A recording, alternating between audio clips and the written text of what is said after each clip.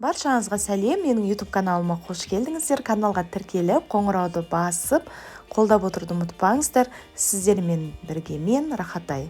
Бүгін сіздерге өте дәмді, ерекше кешкі астың рецептін ұсынамын. Міндетті түрде видеоны соңына дейін көріңіздер. Алдымен қазанымызды қыздырып, сұйық майымызды құйып шығамыз. Сосын еттерімізді салып бір қуырып аламыз. Менде қойдың еті және сиырдың еті аралас. Етімізді бір қуырып аламыз да қақпағын жауып 30 минут 40 минут астын жай басып бұқтырамыз. Сосын қақпағын ашып бір қуырып жіберіп суы тарылғасын пиязымызды салып бір қуырып аламыз. Пиязды бір 5-10 минуттай қуырғаннан кейін көкөністерімізді саламыз.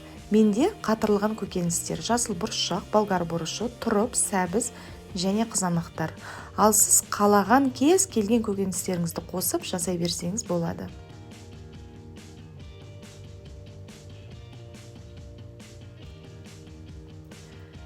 Кішкене томат қосып жібереміз.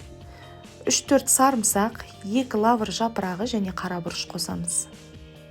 Менде ет тұздалғандықтан тұз қосқан жоқпын. Видеодағыдай ірі турап картоптар қосып жібереміз. Картоптарды бір араластырып аламыз да қазанның қақпағын жауып 15 минутқа бұқтырамыз.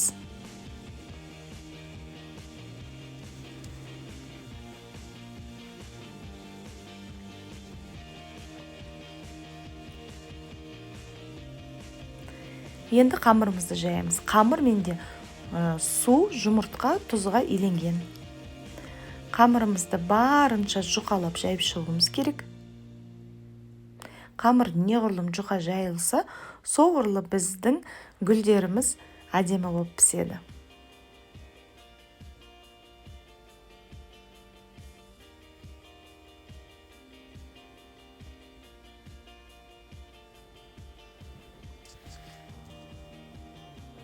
Қамырды әбден жұқалап жайып болғаннан кейін үстіне өстіп сұйық майымызды сеуіп құйып шығамыз.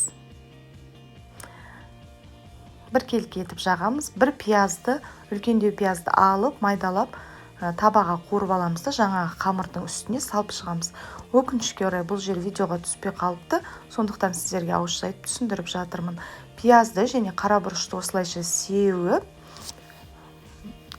кесіп, гүлдердің формасын келтіреміз.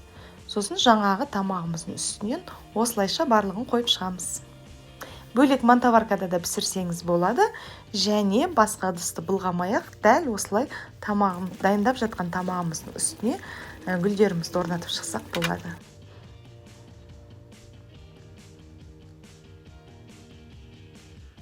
Енді қазанымыздың бетінен жауып 20-25 минуттай бәсең отта пісіріп аламыз. Біздің тағамымыз дайын. Алдымен гүлдерімізді осылай бір жинап аламыз. Гүлдеріміздің арасы видеода көрінгендей бір-біріне жабыспай әдемі піскен.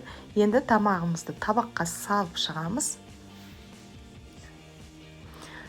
Үстіне піскен гүлдерімізді қайта егіп шығамыз.